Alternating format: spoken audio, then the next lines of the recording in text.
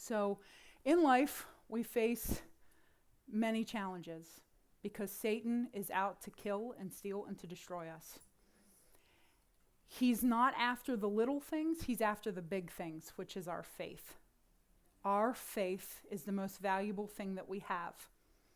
And he is trying to steal that, and our salvation. But our faith is what we live by. It is who we are. And if Satan can steal your faith in certain areas of your life, he can weaken you. And as he weakens you, he can take you down then. He can't just come out and just kill you, because he would. He would have taken us out long ago so that we couldn't spread the gospel message. But what he can do is try to take bites if we give him place to sneak into our life to weaken areas of our lives. Some of the areas that he tries to hit that I feel are the biggest areas is, number one, our health. If he can steal your health from you, it starts to take over your focus. If something on your body hurts, you start to focus on that and you lose focus on God's call on your life. It becomes a huge billboard in your face that distracts you from God's calling. Money. Money is another huge one. If you're worried about your bills, you're worried about how you're going to survive, you start taking on extra jobs, you do things to try to create money, make money, it can be a hindrance too. Children. Children are also another big billboard that can be in your face of, as parents, you want your children to do really great and you want them to thrive and you want them to do good, but when they don't, or something happens with them, or they're dealing with a health issue, or they're dealing with a crisis, or they're dealing with anything, as a parent, it can become something that can consume you, that can draw your attention off the call that you have for your life. You feel weakened because you're putting so much effort into your children that you're like, and it can be another thing that the devil tries to use to weaken you.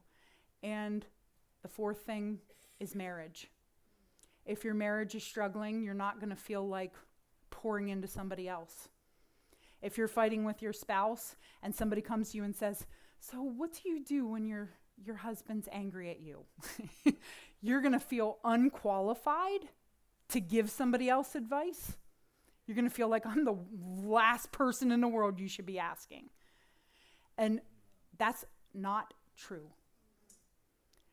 God's truth never changes, whether it's true in your life or not. His truth doesn't change. You can always speak truth, and don't ever let the devil hinder you to say, oh, your marriage isn't perfect. Nobody's marriage is perfect. You see, we all create these worlds that people only see what they want, what we want them to see, and what we hide from the world. But God sees all. People might think you have a wonderful marriage, and they might be like, oh, their marriage is so perfect. If I just had a husband like she has, if I had a husband that loved me like her husband does, then, if I had a wife that treated me like her, then I would live a perfect life. I would be a better husband. You don't know their actual real life. You don't live in their shoes. You don't walk their walk. Don't judge other people.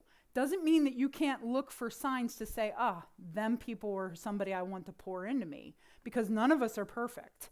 And we can all learn from each other. Whether you've been married for 5 days or you've been married for 50 years, there's things that we can teach each other. We need each other in our lives to encourage each other. But the devil wants to steal your faith. He wants to steal your faith in your marriage, because the marriage is actually a mirror of our relationship with God. And if he can destroy that, he can hinder all kinds of things in your life.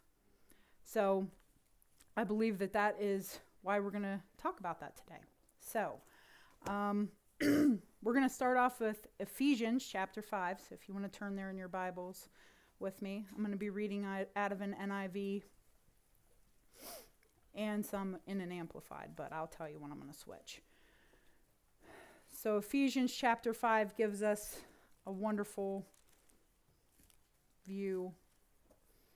And there's so much stuff to talk about marriage. It could go months and months and months and months to draw each one of these things out. I'm going to hit some of the highlights.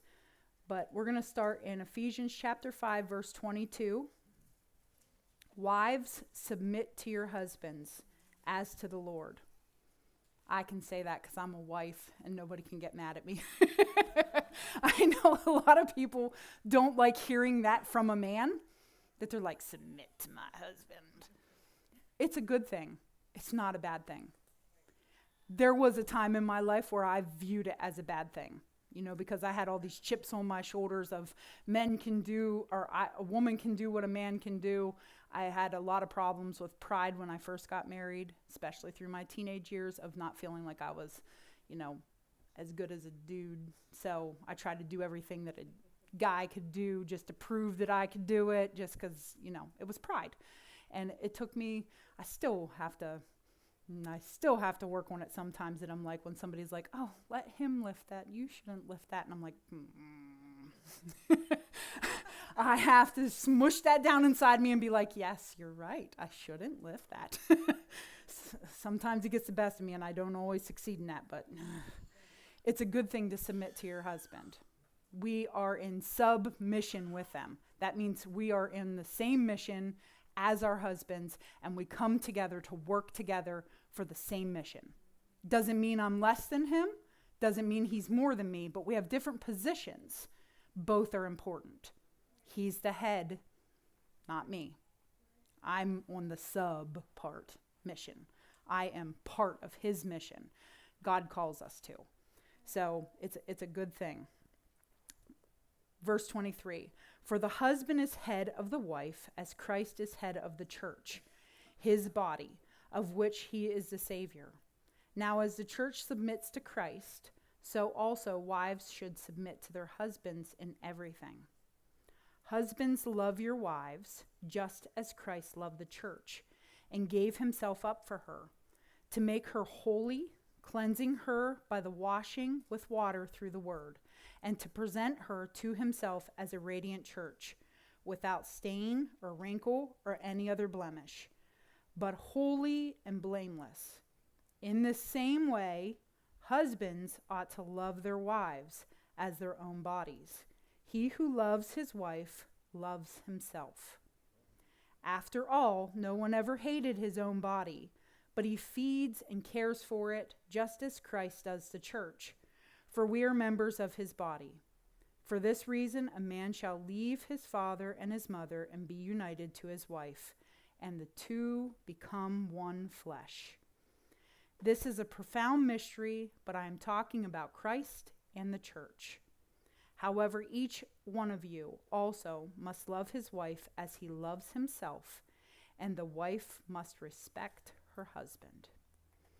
So in this verse, we see the parallel between the church and Jesus and the husband and the wife. It's a beautiful union.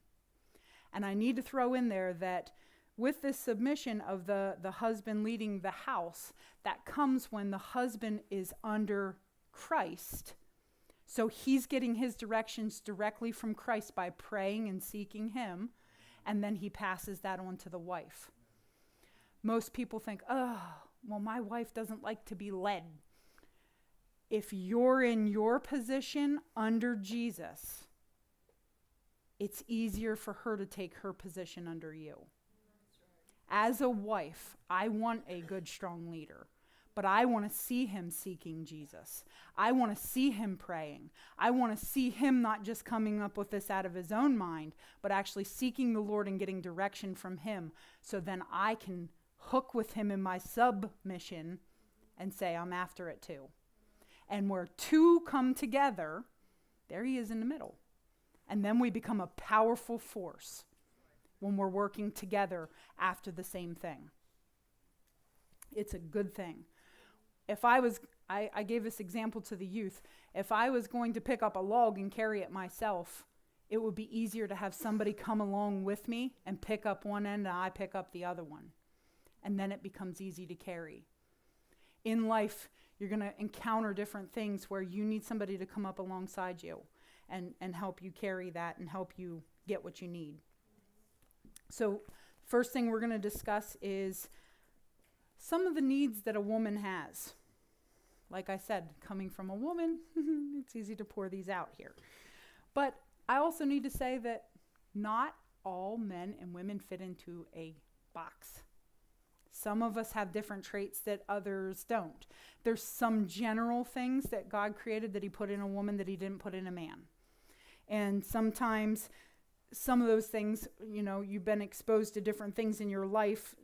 They can go a little bit off, that they're not cookie cutter. This is a woman, this is a man. And there's no differences, but there is sometimes. Some of us are more masculine women than, doesn't mean there's anything wrong with me. It just means that I might have been exposed to more masculine things, and I am not a lesbian, and I'm not a man trapped in a woman's body. I am just me. And that's okay. So, one of the greatest needs that a woman has is to be loved, cherished, and secure. Those three things are huge in a woman's life. So what is love? Well, number one, God is love. He is our ultimate example of love. And to love somebody means that you joyfully take action to promote the life of someone else and their welfare. When you love something, you actively pursue it. Women need to be pursued. We need to feel wanted, loved. When you started to date your spouse, did you ignore them to date them? I doubt it. You actively pursued them. You chased after them. When Preston actively pursued me, he was actively on pursuit for real. He had met me, actually, at Dave's camp. We met, and I was breaking up with my boyfriend at the time. We're going back in history. I'm just going to lay it all out there for you. I was breaking up with my boyfriend at the time, and Preston had talked to me and thought he saw stars. And I did not, because I was, breaking up with my boyfriend and didn't even pay any attention really to him. So then the week after he had met me and talked to me, which he asked me a lot of strange questions. He's like, so you like farming and you like trucks? And yeah. We talked a lot about trucks and dirt and farming and tractors, and I smitten him by that. If that's a word. If not, you can add that to the dictionary. And he actively pursued me. He had his mother chase me down and show up at a job site that I was working at. I was renovating somebody's house, and his mom showed up with a dozen of roses and a note. And he's like, you are the one for me. We're going to get married. And I was like, oh, no, we're not, buddy. He kind of scared me. But he asked me out on a date to go to the drag races with him, and it was history after that. He asked me to marry him 3 months later, and 6 months later, we were married. And that next Wednesday will be 26 years. So, whoop, whoop, whoop. It's exciting. But he didn't just sit by and wait for me to come back. He actively pursued me. Chances are that you've been actively pursued too. And we can't let that die in our relationship. Ever. You have to stay working at it and keep that passion ignited of, I want to be with them. I want to know what they're thinking. I want to know what their hopes and their dreams are. My hopes and dreams when I was 18 when we met are not the same that they are now that I'm 45. They're very different dreams and hopes. I was hoping I was going to just make it to 21. I was like, if I can make it another year. I didn't have very big dreams and hopes. They were very small. So I want him to be still engaging with me, pursuing my heart, just like we need to be pursuing the Father's heart. We need to seek after what he wants for us, where he's leading us, and what he wants us to do. Husbands should study their wives. They should become students of their wives, studying what she enjoys, what she likes to do, what she doesn't like to do, how to please her best, what she finds attractive. What does she love to do that you might not love to do? And you have to do it with her. This is how you speak love to your wife. To cherish her means that you hold something dear, to treasure it, to treat it with deep tenderness, love, and active care, to have a deep appreciation. Do you value your wife? Do you value her as much as you would value money? In Proverbs 31:10, you don't have to turn there, but you can write it down. It says, an excellent wife who can find.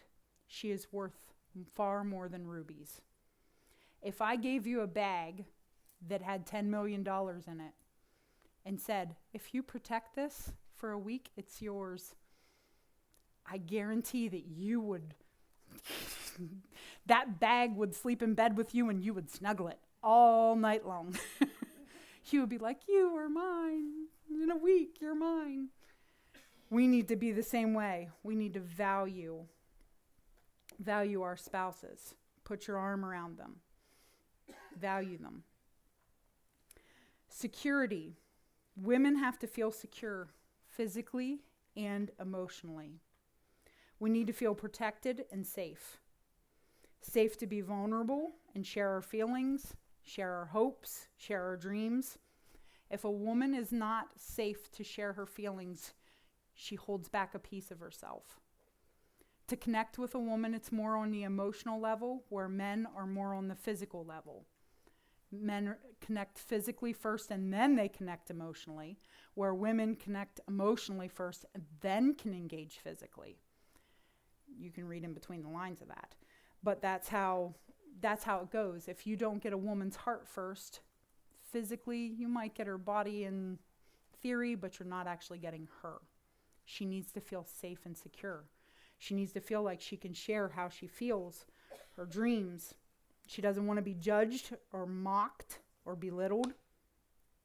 Every woman, like I said before, wants a strong leader, but she wants to see him search for God. She wants to see you reading your Bible. She wants to see you doing devotions. She wants to see you actively pursuing God. At the end of Ephesians chapter 5, I'm going to read it again out of the Amplified Bible, of a man's needs, because I like how it brings it out. Verse 33 of Ephesians 5, it says, however, let each man of you, without exception, love his wife as being, in a sense, his very own self. Let the wife see that she respects and she reverences her husband, that she notices him, she regards him, she honors him, prefers him, venerates and esteems him, and that she defers to him, praises him, loves him, admires him exceedingly. It like draws that out for the man, but not the woman. I don't understand that. But maybe because we need reminded of this, ladies. We really need reminded that our husbands need us to talk good about them. They need to know that we respect them. It's huge in a man's life. Huge to be respected. If he doesn't feel respected and he doesn't feel valued in his home, he doesn't feel safe and secure there. And chances are he'll go with his buddies and spend more time with them where he feels like he gets respected than he will want to spend with his wife. So man's biggest needs, respect and honor. To respect something means to hold it in high regard, to treat it with care, to give it proper attention because you recognize his value. We can all look at Jesus and be like, we recognize Jesus is valuable to the church, right? Your husband is just as valuable to your house. As head of your home, he is excruciatingly valuable to your home. That he's the one that ultimately decisions should fall on, that you should submit to if he's seeking the Lord. And he's going to be that soft place. Sometimes, like this message, I know in my heart that God told me to do this, even though I tried to change it 50 million times. That gives me a peace to know that this might not be for everybody here, but it might be for one person that needs to hear it, that needs to change their life. And maybe everybody else that's hearing it can share it with somebody else that their life can be changed. That gives me a peace to know that I'm following the Father's leading, that it doesn't matter how I feel about it. I feel secure that I know for 100% fact this is what God told me to do. That gives me peace. Same thing with following your husband. If you know that he seek the Lord about a situation that you're in, and he gives you directions that you're like, oh, I don't want to do this. Having that peace to know that he seek the Lord, that he's ultimately responsible to the Lord, that you are going to come alongside him and you are going to plow ahead and do whatever you can to support that decision. It will empower him to keep seeking the Lord, empower him to become a better husband, and it will also keep everything in its place and you balance and peace in your home, because both of you will be in unity over the subject.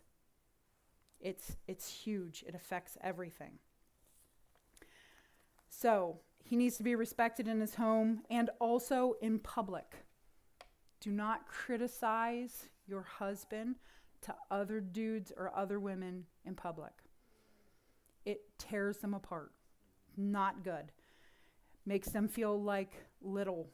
And in the world that we live in now, it's being promoted that men are these stupid dudes that don't have a brain and they're just there, and women are these powerful forces that are like, yeah, women power, we can do anything. And they're hindering men by making them feel like they don't have to do anything anymore. Women will do it all, I can work a job and I can do this and I can do that. And you know what? You don't have to do nothing because I handle it better than you. Women are huge multitaskers. Yes, we can take on a lot of stuff and multitask it. And men are more single-minded oriented, like Pastor says about his boxes. I got to pull down one box and just stay in this box, and I can't go into another box till I put that one away. And women can have 50 boxes down and be like, bloop, bloop, bloop, bloop, bloop, bloop, bloop. When I go away somewhere and I'm like, Preston, you need to do this, this, this. He's like, I didn't even get past the you got to do this. And he's like, you got to wait till right before you leave. And I'm like, I need to get this out so you know what to do. And he's like, I will never remember all these things you're telling me. And I'm like, I'll make you a list. He's like, you're going to have to make a detailed list. You got to pick this one up at 3, take this one to work at 4, then pick this one back up at 5. And then you got to start the crock pot at this time. This all can be in a woman's head without causing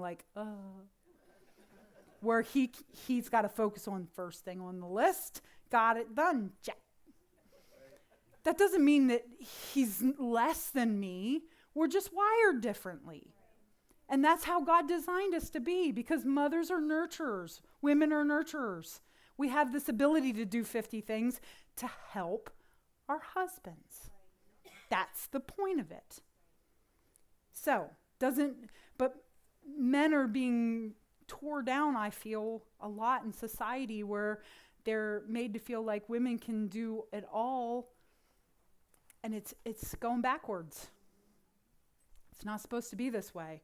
We need to build our husbands up. Don't criticize them. Don't decharacterize them. Men need to know that you believe in them. It is huge for a man to have his wife believe in him, to believe that he can do things. That, I try to encourage Preston if he gets a job that he's like, ooh, this is a big bathtub. I got to cut it out. I don't know. I can do it. I'm like, you're strong. You can do it. Tear that tub out and carry it out. I give him my power by believing in him. It really does help. He's told me that it does. I mean, I don't say it that funny to him. I'm serious. I don't say it in a mocking way. But believing in him that he can figure things out and that he can do something is huge. I know when he believes in me, it's huge to me too. When he tells me, you can do this. You got this.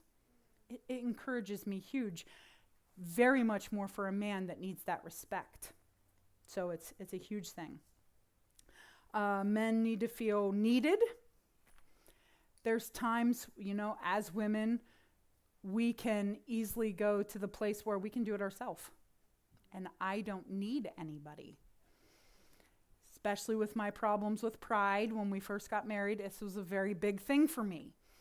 I worked for my dad for a long time. I was an electrician with him. We did sewers. We did all kinds of excavating and renovating and ripping walls out and all kinds of lovely stuff. I didn't need Preston to wire a switch up for me or change a light bulb, or I could do that. I could run machinery. I could mow my yard. I could weed eat my yard. I didn't need him to do that. And God really checked me of, I was hurting my husband by not needing him. And just because I can do something doesn't mean I should do something. It's kind of like opening the door for myself and getting offended because somebody opens the door for you and you're like, oh, I can open the door myself. No, you're stealing away a piece of a man by letting them protect and provide for you just because you can do it yourself. I can open a door myself. But do I prefer him to open the door? God bless you. For me? Yes. It's part of his protectiveness of me, providing for me, serving me when he does that. It's a good thing. So I had to scroll back and be like, can you change the light bulb in the kids' room for me? And he was like, yeah, you can do it yourself. Just go change it. I was like, it took us a long time to find the value. And now really it's not a thing that I have to even think of. I'm just like, Preston, I broke the lawnmower. You need to fix it. Which just happened. He had to weld the whole thing. It was, yeah. I'm thankful that I had him. I could not have done that by myself. He was thankful for my husband very much. Men are protectors. They're providers. They're problem solvers. Men don't think like women do. Lots of times when I need to just spit out what's on my mind and just be like, blah, blah, blah, blah, blah, blah, blah is going on. And he's like, well, you need to do blip, blip, blip to fix it. And I'm like, I don't want you to fix it. I'm just telling you what's on my mind. And he goes into fixing mode of, let me tell you how to fix that. And I'm just like, I don't want you to fix it. I just need to talk about it. We're wired completely differently, very differently. And that's what's beautiful about the whole thing. He needs to know his wife values his views and his words and his decisions. As moms and wives, it's very easy to challenge our husband's decisions and things. And that is, especially as our children got older, it was very, very in my face, I guess, that as a mom, I view my children of, let me protect you and love you and take care of you. And I needed his view of, let them go. He doesn't view the children the way I do. It's balance. I needed him to come along me and be beside me and be like, it's okay. It's okay. Let go. And I would have probably, because that's just in my nature to be there. And he helped bring balance to me of, back off some. Back off. I know you love them, but it's okay. Back off. Which Lane and Lexi will be married in 2 weeks, so I'm going to enter a whole new season. Woo woo! I'm excited for them. But men have different needs than women. We're very different from each other. Second thing, do we speak the same language? Are you speaking the same language in your household to each other? No. And each of you have a tank inside of you, a love tank. Gary Chapman has an awesome book called The 5 Love Languages. It is an awesome book. I've given mine away like 15 times and bought new books because it is such a profound truth that men and women don't speak the same language, but also that all of us have different love languages. All of us do. Men have different love languages than each other. And I have back on the back table there printed off the love language test, that if you would like a copy of it, you can take it. You can also get this for your children, the love language test. It is huge to know what your child's love language is. So we're going to go through, just to mention them, the 5 love languages. Number 1, quality time. We all have a love language. You can't just not have one. but you can have multiple. And the more of them that you have, the easier you display love and the easier you receive love. So it's kind of like having, is it O negative blood or O positive blood? Which one? It's an O blood. One of the O bloods is really important. And it can go into anybody, that blood, whatever that one is. It's multi, it can go into anybody. It can be used for anybody. That blood, it's an important blood. And if you are a multi-language person, you also can give out and receive love in different ways than just one. If you are a very strong one love language person, you might have thought your whole life, man, nobody shows me love, because you only receive it and give it in one way. The way that you receive love will be the way that you try to show people love. This is so important because if your husband is a quality time person and you are a gifts person, he can be trying to spend time with you all the time, but he doesn't give you any gifts. You're not going to be receiving love. It sounds kind of stupid, but actually it's very true. So as we go through here, I want you to be thinking, take the test. It might not come out the way that you think that it does. And it might bring some clarity of, wow, this explains a lot. So quality time, spending time together that is meaningful to the person. Not just if their love language is quality time and you sit on the couch and stare at the TV and you're like, I'm with you.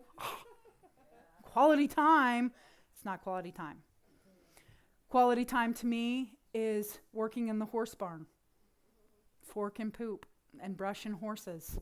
It brings peace to me, the soothingness of brushing horses and talking at the same time to him. It's like one of my most favoriteest things. Walking in the mountains is also another quality time that I love. I can just, it's a good thing for me. So those are two of the things for me. Also cleaning vehicles. When I clean a vehicle or my soon-to-be back bike, when I'm sitting there doing that, the intricacy of just, I don't know, something with the wiping. It calms my brain down that I'm like, I can relax. It's another thing that I like to do for quality time. So find the thing that your spouse likes to do, or your children, or somebody that you're trying to show love to. This doesn't just have to be a spouse. If you have a coworker that you're struggling to connect with, that's always kind of, apply this. Try to figure out what their love language is, what seems to brighten their eyes just a little bit. Make it a fun game that you can be like, well, I'm going to find out their love language. Number 2 thing is words of affirmation. They need to be told nice things. You look nice today. Look how big your muscles are getting. You did a really great job with that. They need to have words of affirmation to know that they're doing okay, that they're good, that you are connected with them, that you love them, that you find them attractive. They need to be told all the time, you look so nice today. And that makes them feel loved. We all have different ones. Gifts. These aren't gifts like, oh, I went and bought you a Gucci bag or something expensive like that. Most people that have the love language of gifts, it's the little things. It's not the big giant things. It's not like, oh, I need you to go spend $100 on a present. It's little tiny things. Walking out into the yard and picking a bouquet of dandelions and walking in and just handing it to them and saying, thinking about you. Dandelions are free, guys. Go pick some. Small little things that just let them know that you're thinking about them.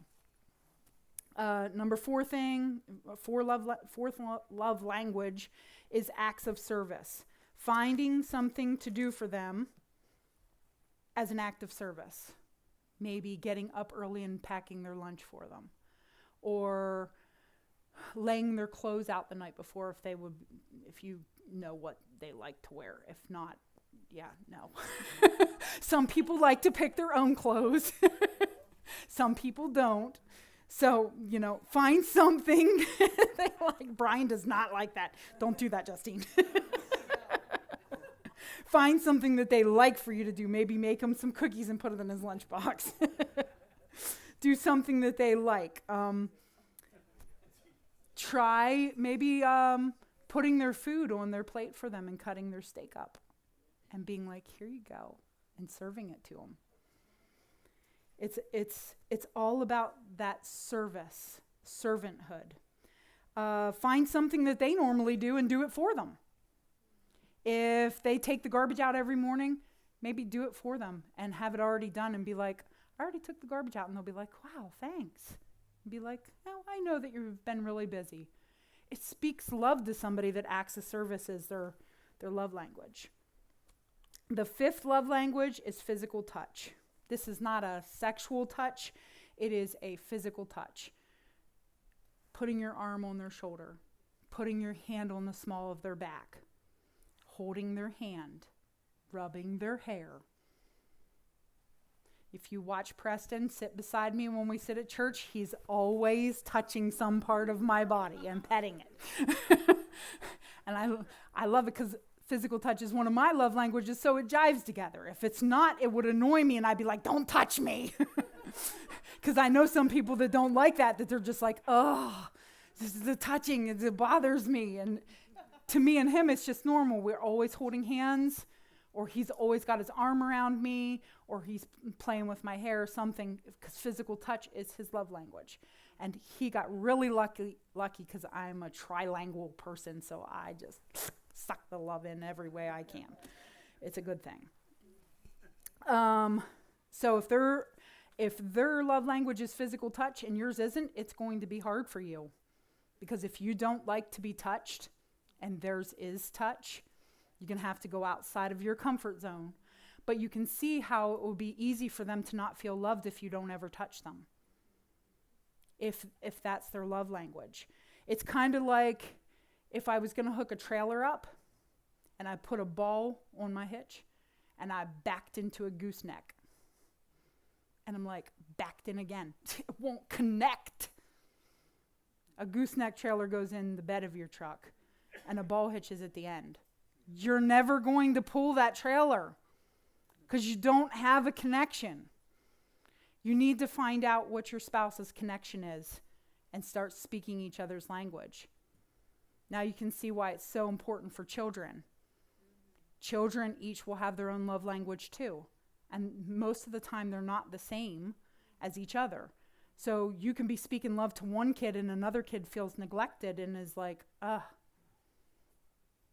my love language is little gifts and putting little notes in their lunchbox or buying, making them a cookie and sticking it in there and just being like, I love you, speaks volumes to them, where another kid can be like, give me the cookie, and they don't care. So it's an important aspect for life. So grab one of the tests off that back table and take it, please, and find that out, because it has been a huge help for me in my life to know that, especially about my children and about my spouse. Third thing I want to talk about is boundaries. Boundaries in marriage are huge. You need safety boundaries, and you also need war boundaries. Everybody has arguments and disagreements. It's the aspect of putting two people together that are not identical to each other. You're going to have disagreements at some state or place. Also, safety boundaries. Safety boundaries are meant to keep your marriage safe. You don't want to cross these boundaries because it leads you. It doesn't mean that if you cross over the line, you can step out over the line and still be safe and be like, this isn't so bad, see? But out here's danger. And if you stay over there long enough, you could end up getting hurt or hurting somebody else. So safety boundaries we'll start off with first. Do not spend time with the opposite sex sharing feelings. If you do this, and you work with coworkers or you work with the opposite sex, this does not mean that you cannot communicate with somebody and be like, you're a man, I can't talk to you. No, but if you are sharing your deep feelings in a way of complaining, you can open yourself up that they're not living with you. And it'd be real easy for them to be like, well, you know what, Autumn, you're a great girl, and Preston should be glad to have you, and you're so beautiful. I don't know what you don't see. What it's doing in your head is it's planting seeds. And you might not yield to it right away. But as soon as trouble arises, you might be sucked sideways into that to be yielding to it. And you might think, well, not me. I feel good about my marriage. I love Preston very much. And we've gone through, I consider us to have a great marriage. But we didn't get there because it was great the whole time. You get to a point of a good marriage because you go through the hell to get to the heaven. And that doesn't mean that hell ain't coming back around trying to take you down, because it does. You will constantly go through trials your entire married life. They never end. But you can get stronger that they have less impact on you the more stronger you get in who you are in Christ, that they don't have as much of a impact. You see them for what they are, and some things you can just skip right over that because you see it for exactly what it is and you don't yield to it. So don't get discouraged about that. That's a good thing. In our marriage, I don't even know how long ago it was. It was a very long time ago. Probably, it was right after I first got my horse. So my horse is going to be 16. So about 15, 16 years ago, Preston, I know this is hard to believe, but he really did not like my horse. So the horse thing and the race truck thing were always a big issue between the two of us that we kind of battled back and forth between. And he did not like horses at that stage. He was like, horses, you don't need your horse. And I was all about my horse at that time, that I was like, and my baby. And I was pouring a lot of time into training her. And I went to a horse sale by myself down in Middleburg. And I sat down, and this very good-looking guy come over and sat down beside me and was like, "Hey, you're so pretty." And I was like, "What?" And he's like, "I have horses. I was wondering if you'd like to come ride with me sometime." And I was like, "No, I have my own horse." And he's like, "All right, well, I'm down here every week, so if you ever feel like you want to go for a ride, we have this big mountain pass, and I have so many horses. I have a huge horse barn." He's like, "I would love for you to come riding with me." And I was just like, "Yeah, no.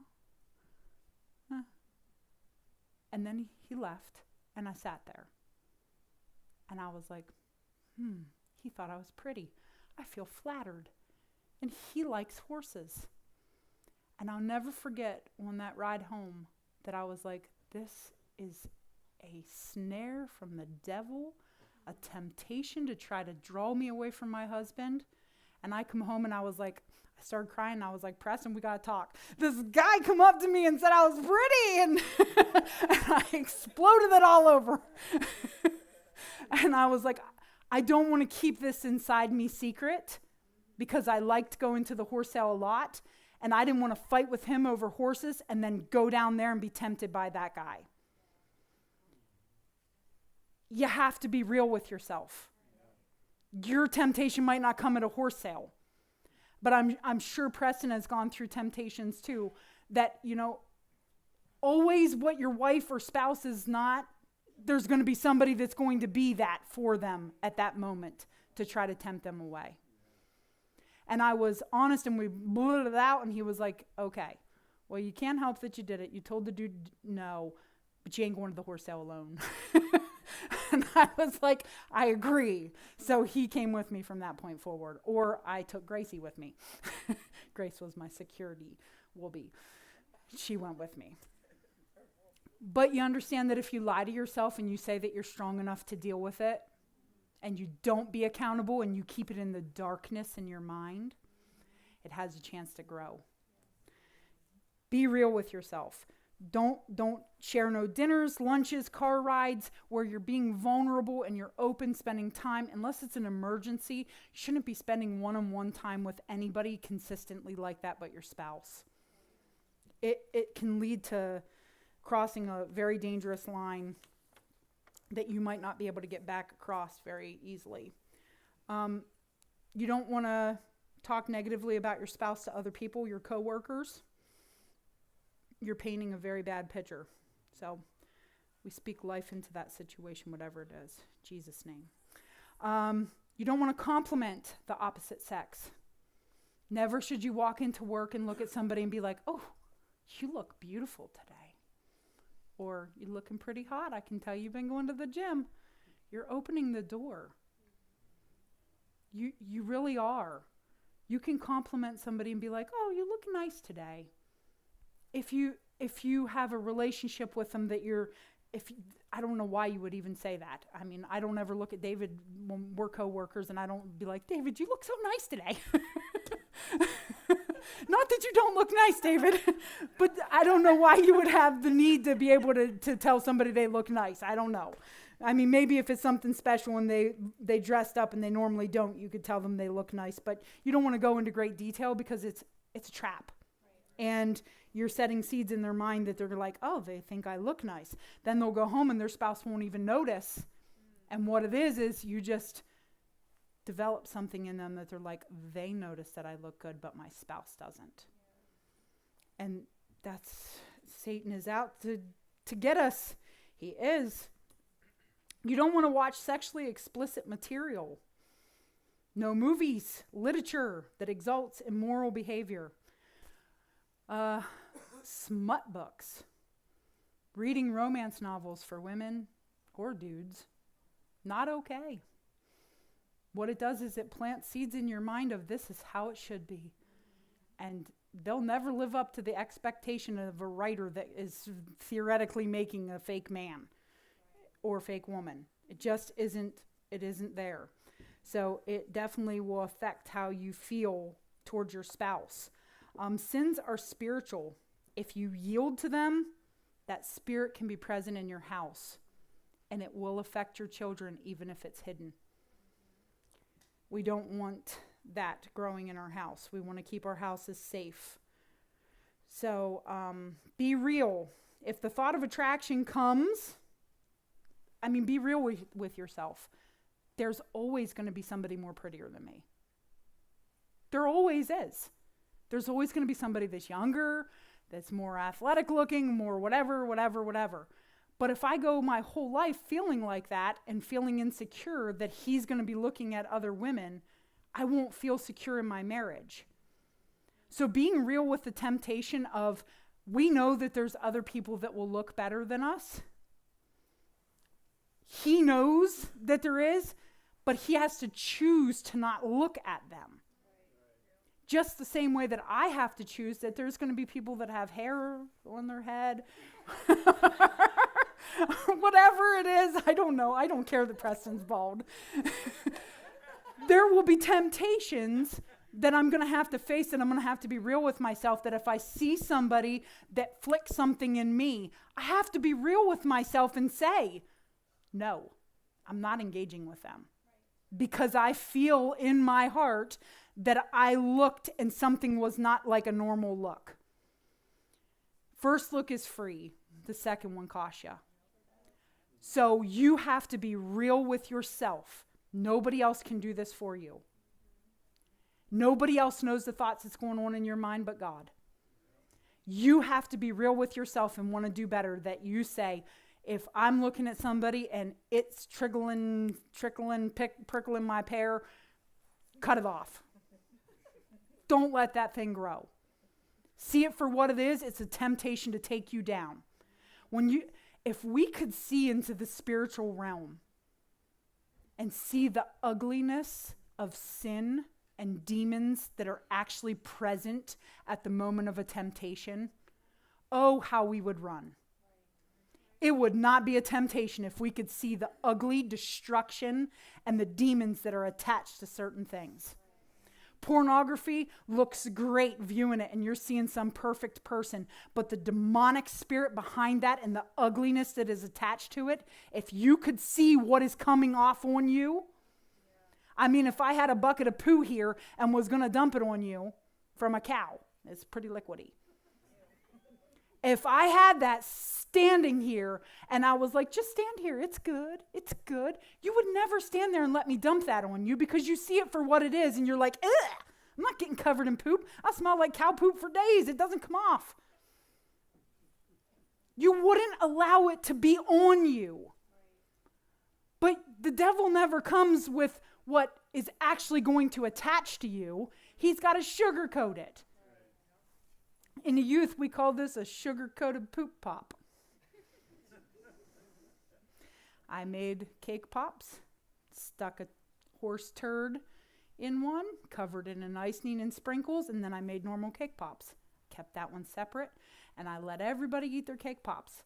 And then I split that one apart. And they were like, were you there, Isaac, when I did the sugar-coated poop pop?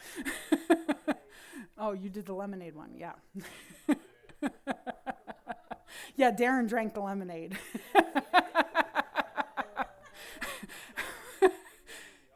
It made a memorable memory in your mind, did it not? Sugar and salt look exactly the same. So I made him make a big pitcher of Kool-Aid with 2 big cups of salt. And then he drank and partake of the lemonade. And the whole lesson was on, be careful what you partake on, because it might look good, but once you actually get it in you, you're like, ah. Same with the poop pop. The whole point of it is that if I put a little bit of poo in a brownie, you're not going to want to eat the whole pan of brownies because of the little bit of grossness that's in it. But how much do we let a little bit of sin and a little bit of this and a little bit of that in there, and we don't ever even think of it, we just partake of it and eat it. Naturally, we can see we don't want to eat that or participate with that. But spiritually, we just consume whatever comes our way and we don't even think about what's attached to it. So, yeah, we got to be real. We got to be honest with ourselves. The devil doesn't come in a red jumpsuit like Pastor always says. Doesn't come knocking in a red jumpsuit with horns on his head and a pitchfork. Usually comes with big, beautiful blue eyes and a pretty smile. You want to have boundaries of your phones, emails, computers. Everything should be shareable. There is nothing that you should have that you can't hand over to one of your children or your spouse and be like, here, go through my Facebook, see my private messages without deleting it. Look on my laptop and see my search history. I have nothing to hide. I don't care if you look at it. If you have something to hide, that's when you don't want somebody to look at it. So you want to be open to keep that boundary safe in your marriage. You want to keep an open boundary of what is mine is yours, and anything that I participate or do, you can engage in it with me. There's nothing that Preston can't come with me to do. He just started coming to the gym with me, and I'm so happy to have him there with me. It's been great. But if I was hiding a boyfriend at the gym, I wouldn't want my husband with me. And there's people that do that. You know? It's not a good thing. So everything should be an open book. No hidden things between you. Sin lies in darkness. Hidden things need to be brought into the light so they can be dealt with. Don't hide anything. Fighting boundaries. Everybody should have wars of engagement in your marriage. Boundaries that you set in your marriage and in your life, even with children and with yourself, of fighting boundaries. Because the Bible tells us, be angry, but do not sin. Do not let the sun go down upon your wrath. You're not supposed to be in a state of angry, and you're not supposed to sin when you're angry. And if you don't have boundaries set inside you, you'll be tempted to smack somebody someday or do something that would be a sin. So you want to stay on the level, you got to have boundaries. I'll just tell you some of Preston and I's boundaries. When we first got married, especially, I'm just exposing poor Preston. I didn't even tell him I was doing it. I'm sorry. He already knows with the youth, our lives are an open book. But when we especially first got married, we didn't have any rules of engagement. And we would get into fights. And he would take off and leave in his truck and be gone for like 20 minutes and then come back and be mad and storm back into the bedroom. And then we'd get into a fight again, and I'd go out and get in my car, and then I'd drive around and be mad, and then I'd come back. And then he'd go out and get in his race truck and take off and go out and do a burnout at the stop sign so I could hear him. And then he'd come back like 20 minutes later. And it was constant. And finally we got smarter and we come up with these boundaries. Actually, we went to a marriage getaway, and I don't remember if it was Pastor or Miss Irene. Somebody had said about setting boundaries about fighting, and we set boundaries for ourselves. You need to make them for your own self. These are my boundaries, but maybe it'll get the thought process turning. No running away in vehicles, especially, or running away. We set a boundary that we're not allowed to leave the property. If we need a break, we need to communicate that. Because there are times when you're so hot that you're not focusing on that anymore. You're just angry. And you need a break, and you need to be like, I need away from you. I usually go to the horse barn. He goes to his garage. That's our breaks. We have to take breaks sometimes, and it's okay. But then we got to come back again and discuss it. It doesn't mean the problem goes away or we just ignore it then and we go about our lives. We have to have some time to process, but we're not allowed to run away, not allowed to run down the road anymore in our race truck and do burnouts. And we got to agree to reconvene and then discuss it calmly. No name calling. Name calling in your relationship destroys your credibility with your words. If I call you a name and say, you're so stupid, and then we make up and I'm like, you're not stupid, I'm sorry, I shouldn't have said that to you. And then we fight again and I said, you're so stupid. I'm destroying my own credibility with myself, because what you speak out of your mouth, whether you think it or not, and you think, well, I didn't really mean that, you're actually destroying the power of your prayers. Because what you speak, if you don't mean what you speak, when you speak it out in a prayer, your mind will automatically not believe what you're saying either, because you speak so many lies out your mouth. Calling names destroys your credibility with the other person. You say it over and over to them. It don't matter how many times you say you're sorry. They're going to start believing that you think that they're stupid. So be careful what you say to your spouse. And the third thing, Bible tells us in James 1:19, be quick to listen, slow to speak, and slow to anger. Listen. Listen for the act of actually listening to what your spouse is saying. Repeat back what you think that you're hearing that they're saying, not just to answer back.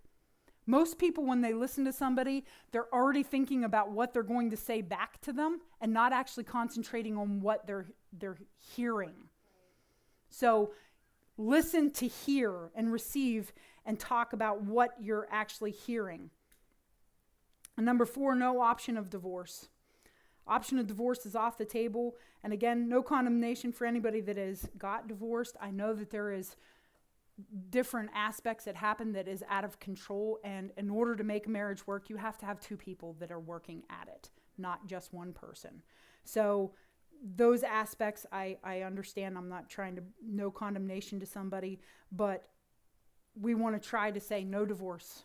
Divorce is not an option. We don't want to entertain that if we go through a trial, because you're going to go through things and you don't want to give up. You want to fight through these things, because that's what's going to make you a strong marriage in the end. My sister one time told me, which don't tell her that I said this, because she likes to tell me things. She likes to get that one up. I don't care if you tell her. She told me one time that the best captains are the ones that have been through the most storms. That has really stuck with me. If I was going across the ocean, I want the captain that's been through the most storms being my captain of my ship. I don't want some newbie that's never been through nothing. I want somebody that's handled all kinds of troubles coming their way, because they've survived and they've gotten through it. You want in your marriage to be strong. You want to display God's love to other people through your marriage, then you're going to have to fight through some storms and not give up. Stay strong. And the fifth boundary for fighting, forgiveness. When you argue, and you talk it out. Both of you, this is an important aspect of it. You both have to be settled on it. After you're both settled on it, you forgive and you let it go. Do not keep bringing it up in future arguments or as soon as your spouse makes a mistake. Now, I will say, if you don't both have it settled, because usually the person that was the offender in the argument, they want it to be settled immediately. Yep, we're over that. Let's go. And they don't want to talk about what they actually did. You need to talk things out. You need to be, if you were the person that did something wrong, you need to sit there and let your spouse talk through their hurts and their pains and their views and let them process it. And sometimes that doesn't happen like immediately.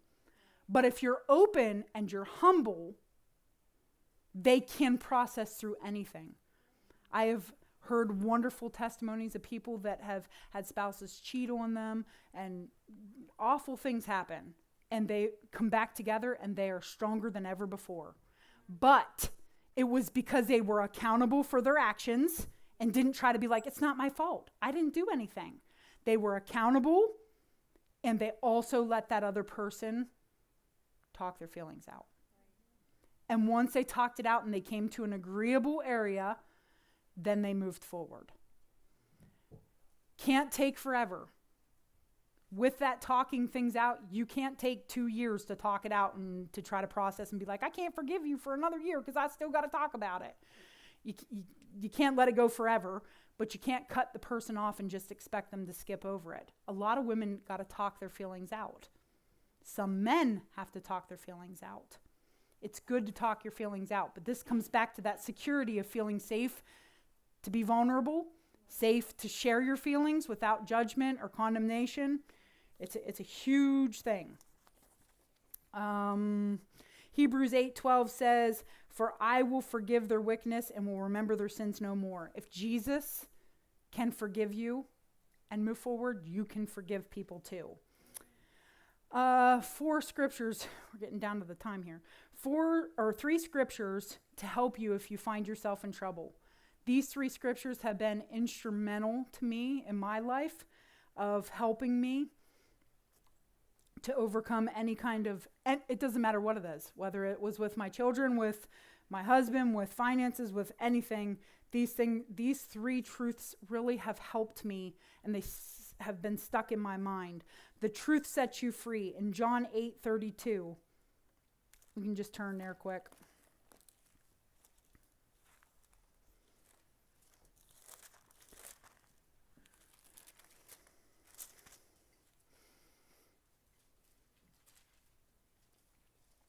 John 8:32, this is Jesus speaking, and he said, then you will know the truth, and the truth will set you free. Always being honest. Honesty is huge in your life and in your marriage, in your job. It doesn't matter where you apply it to. Honesty is huge. And I've heard so many people say, even after it's been this huge thing that they've kept secret for so long and it comes out to light and there's such a big, huge mess, of having the truth out. Because when you keep that stuff secret and inside you, it is a heavy burden. The truth sets you free. No matter what comes after that, truth prevails. You need to walk in truth. You need to walk in freedom. So Psalms 119 verse 105 says, thy word is a lamp unto my feet and a light unto my path. Satan wants you to walk in darkness. Darkness is walking in lies because he's the father of lies. You want to walk in the light, you have to walk in the truth. And, nobody can do that for you but yourself. People might find secrets out that you have hidden and might bring it to the light and you don't want them to. But I'm telling you, when you come clean and you get it all off, the freedom that will overwhelm your life is huge. It won't be easy, but God can help you do it and just get free, get open, get honest, and then Then you can grow from there, because things don't grow in darkness. They grow where they can get light. You want to grow in your relationship with the Lord. You want to grow in your marriage. Get free. Walk in truth. Second thing is Mark 9. This is where I went into the offering, and got all discombobulated there this morning.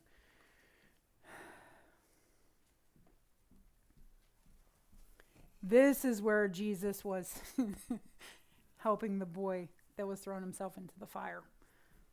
And the disciples couldn't heal him, couldn't cast it out. And Jesus said in verse 23, if you can, because his father was asking him in the verse before, I guess we could just read that. Verse 22, it has often thrown him into the fire or water to kill him. But if you can do anything, take pity on us and help us. And Jesus' answer to him was, if you can, said Jesus, everything is possible for him who believes.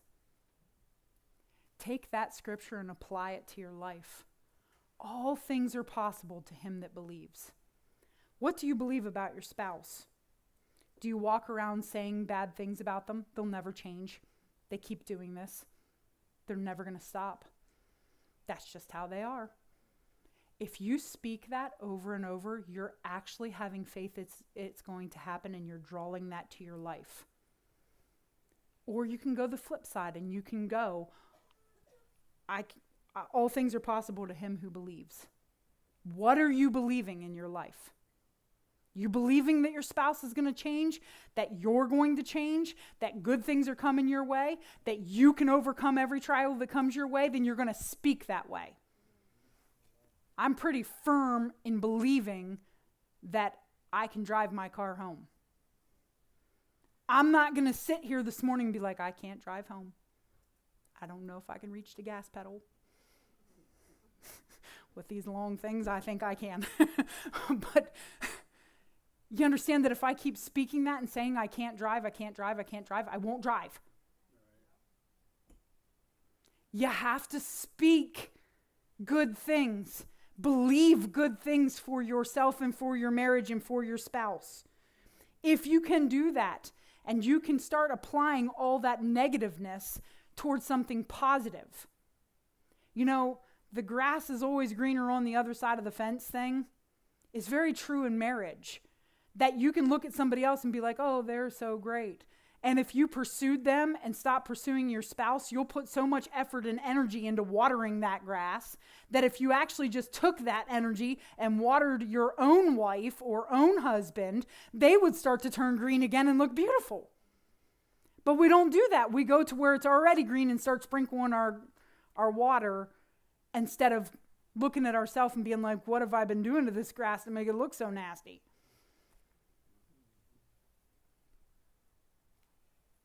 Yeah. Have faith for your spouse. Believe in them. Speak good things over them. Your words are either working for you or against you. And love never fails. 1 Corinthians chapter 13. If you want to turn there, you can turn there. If you don't have to. It's your choice.